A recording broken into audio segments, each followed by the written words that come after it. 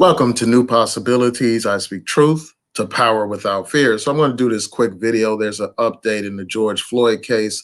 I meant to talk about this earlier, a couple of days ago, but I'm going to get right into it. I'm going to share my page so that you can see these articles about George Floyd.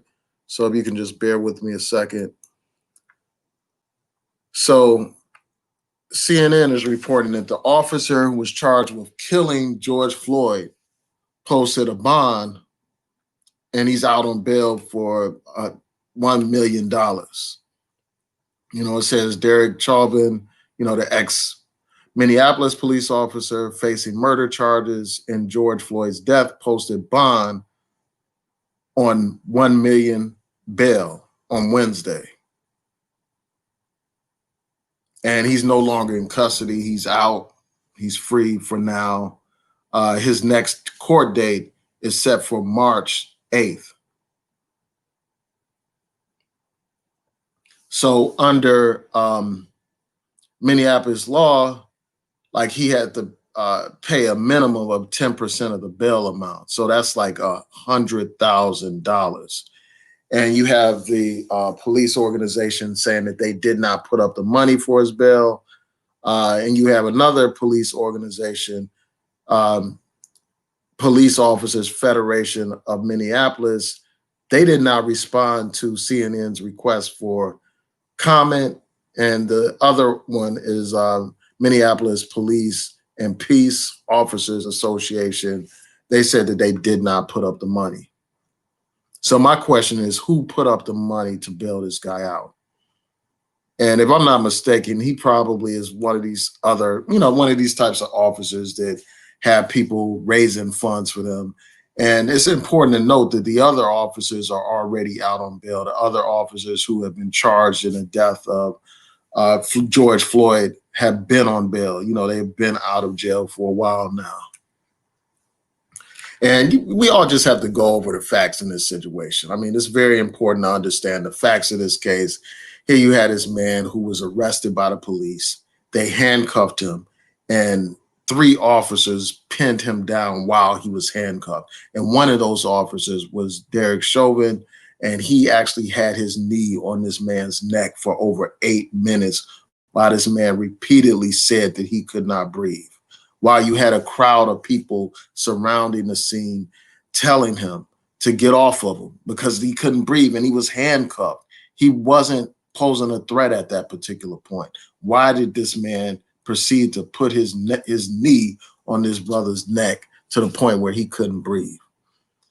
And we know how the story ended. He became non-responsive when the police, after the police held him down, and once the EMS people arrived, he was completely non-responsive, and the brother passed away. And now there are these charges after there were demonstrations. So yeah, you have this situation, like this man is walking around free while George Floyd's family will never be able to see George Floyd again. They will never be able to talk to him again, never be able to hold him or hug him or any of that stuff ever again. And this guy is walking around free.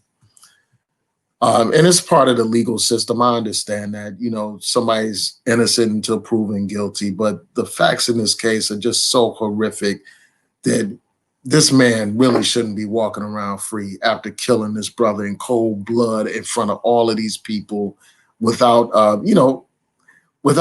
restraining himself at all. Like, this cop had no reason to keep his knee in his brother's neck. So I'm going to go to this other story about the same thing, this other article that goes into a little bit more detail. Just bear with me a second. It points out how Chauvin is charged with 2nd-degree murder, 3rd-degree murder, and manslaughter. And then the other officers are charged with aiding and abetting in both 2nd-degree murder and manslaughter.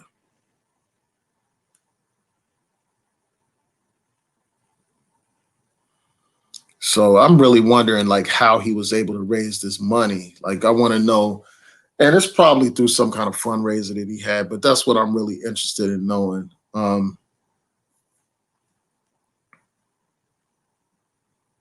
So there's some conditions on his release. And it says that under the conditions of his release, he must attend all court appearances. He cannot have any direct or indirect contact, including social media, with Floyd's family, and cannot work in law enforcement or security, and he has to surrender all firearms. And this article points out that the other 3 officers previously posted bail amounts of $750,000 and have been free pending trial. And their trials are scheduled for March. And there's currently a request for them to all be tried separately. So that's an update about this case. I just wanted to bring this to your attention. I'm really interested in hearing from y'all. What do y'all think about this? So let me see if anybody's in the chat. So Victoria said the will of white supremacy move on and on. And Arthur says, you know, they raise funds for these evil people.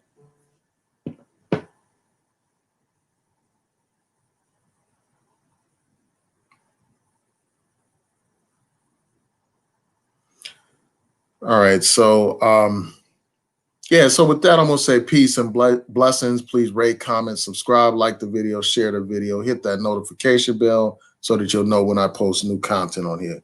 Peace.